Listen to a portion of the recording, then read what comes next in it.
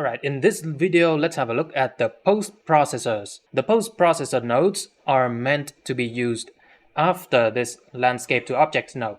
So for this video, let's have a look at the adaptive decimation and the adaptive subdivision nodes. So I'm gonna put this node in here, and let's have a look at the spreadsheet. So we have like 261,000 faces, but let's see what this node does. There we go. It optimized your landscape, the mesh of your landscape. And right now we have like 53,000 faces. And you can refine the adaptive subdivision using this parameter. The larger this number is, the more optimized it will be. And it will also get rid of a lot of details. So you have to change this number to have a sweet spot between details and optimization. And we have 77K. Let's try 10. And we have 138,000 faces. I think this retained most of the details, but also optimized the mesh quite a bit. Now let me set this back to 33, and let's have a look at the render. So you see the texture is quite blurry. And let's have a look at the base resolution. You see we have a lot more details. This is because the data was stored within these vertices.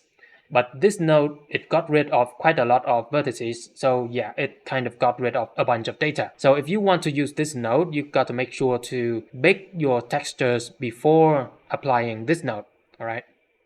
Next, let's have a look at the adaptive subdivision node.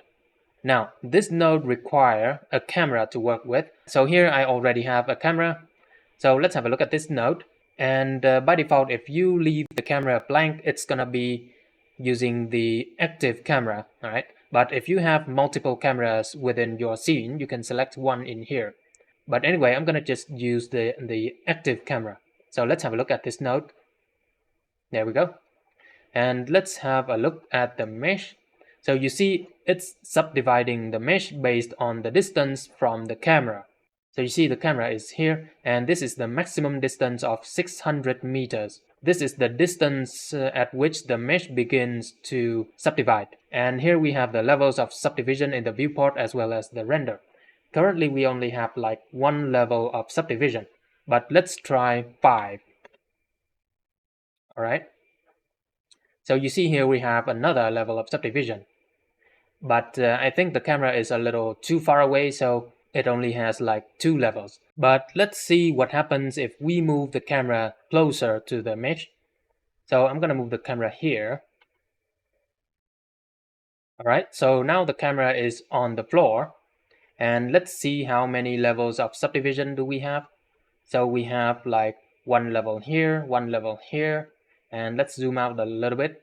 Another level here, and another one here. So you see we have like 5 levels of subdivision. And as you can see, the node does take a little bit of time to work with. So it took like 2.5 seconds to compute the mesh.